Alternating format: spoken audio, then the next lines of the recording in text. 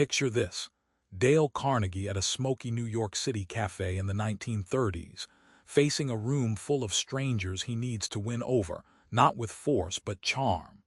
He's about to reveal the secret that transformed his own shy, struggling self into one of the most celebrated persuasive speakers ever. But here's the twist. It's not about what you say, it's how you make others feel asterisk. Curious yet. Let's unlock how to win friends and influence people, Carnegie style. Ever met someone who truly makes you feel like the only star in the room? Carnegie says that's no accident, and it's your first real advantage in winning friends. Charles Schwab, a steel magnate of the early 20th century, had a simple trick. He made people feel important. Instead of bulldozing with orders, Schwab admired, remembered, and recognized workers by name. Even a factory foreman raved about Schwab's genuine interest, a rarity among bosses. The compelling point: Schwab's success wasn't just business savvy, it was emotional brilliance. What he discovered next: a game changer in human relations. Think of trying to impress like shouting into a crowded room. Noise gets drowned out, and people tune you out. Genuine interest, by contrast, is like handing someone their favorite drink. It's personal, refreshing, and disarms defenses. This principle is a little like a magnet. By focusing on others' interests instead of your own ego, you naturally pull people toward you without forcing anything. When you genuinely listen, something amazing happens. You're no longer just talking to strangers. You're shaping your social world. Suddenly, acquaintances become allies and hesitations dissolve. Carnegie teaches that authentic curiosity about someone's life creates invisible bridges, turning even the coldest meetings warm and memorable. Could listening be your most underrated superpower? Raise your hand if you've ever escalated a tiny disagreement into a full-blown argument. Carnegie's got a trick to kill that urge, and it flips your outcomes completely. Carnegie recounts Socrates' technique. When cornered by opponents, he didn't attack head-on. Instead, he found areas of agreement first, disarming the other person's defenses. One heated New York City hotel argument turned from shouting match to handshake once the parties found common ground on a minor point. The lesson: starting with yes softens even the toughest no. What's the secret behind this subtle dance?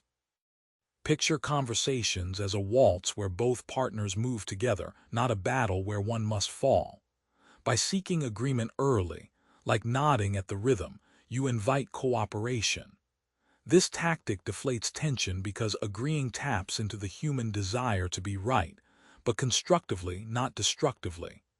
Often, simply saying, "You're right about that," steers a debate toward harmony, not war.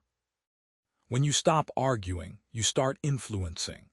Carnegie shows how critics, once hostile, can turn into your strongest supporters by feeling truly heard instead of challenged. It's the psychological equivalent of lowering someone's shield. Suddenly, they're open to your ideas rather than ready to fight. Imagine how many closed doors open this way. Ever felt like you're talking at a wall? Carnegie transforms that with a secret sauce, something effortless, yet wildly powerful. Carnegie shares how a grouchy railroad conductor transformed himself by flipping the script.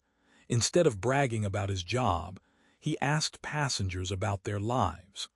Travelers suddenly found themselves opening up, relieved to be heard after long days. This simple shift made the conductor wildly popular. Nearly everyone requested his car. What does that teach us about the art of focused conversation?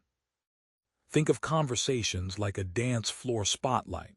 It doesn't shine on you, but on whoever you point it at. Asking questions about someone's interests throws the spotlight on them, making them feel valued and seen. This subtle shift from monologue to dialogue is like switching from black and white to full color.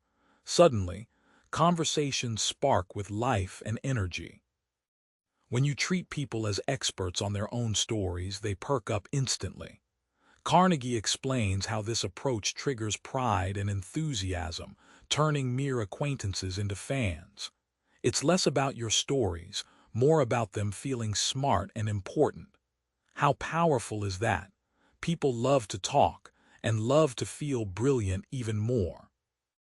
Imagine changing someone's mind without making them defensive. It sounds like magic, but Carnegie breaks down how subtle moves can win over even the toughest skeptics. Carnegie tells about a boss who needed to fix a disastrous report at a big Chicago firm. Instead of blasting the employee, he began by praising past achievements, then gently raised questions about improvements. This honest, gentle approach saved the worker's dignity and sparked a self-driven fix. The once tense showdown ended with gratitude and a better report. Why does starting with praise unlock change? Imagine leading a horse into a new field. You don't yank the reins. You guide with subtle touches and invite curiosity. Similarly, asking questions rather than issuing commands keeps people invested in their choices. Carnegie likens it to planting seeds rather than forcing growth. This technique turns resistance into cooperation with surprising ease. Saving face is a social superglue. Carnegie highlights how allowing people to make decisions, even flawed ones, lets them keep pride intact, unlocking willingness to listen and adjust later. Instead of fixing someone, you become their partner in growth. Think about how much smoother relationships run when no one feels humiliated. Want a team that's not just compliant but energized? Carnegie shows how infectious enthusiasm starts with you and spreads faster than gossip.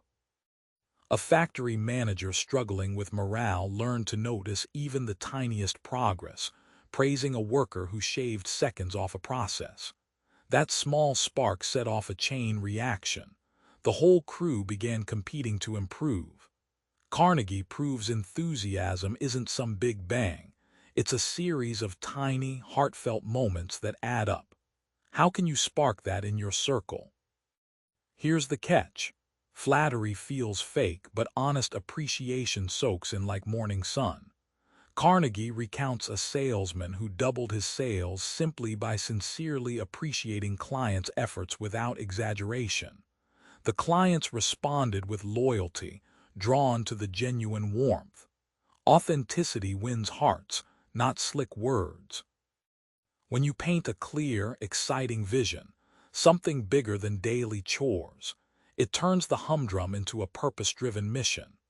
Carnegie's examples show leaders who inspired teams by tying small tasks to grand outcomes, creating unstoppable momentum. Imagine what your enthusiasm could ignite if rooted in real shared meaning. Remember that cafe scene where Carnegie charmed strangers by making them feel like the center of the world? Now you've got the toolkit: genuine interest, gentle persuasion, curiosity-driven talks, and the spark of enthusiasm. Try this. At your next chat, drop your agenda, ask about the other person's passions, really listen, and watch new doors swing open. Winning friends and influence isn't a trick. It's about being the person others can't wait to meet again. Subscribe for more book summaries like this one.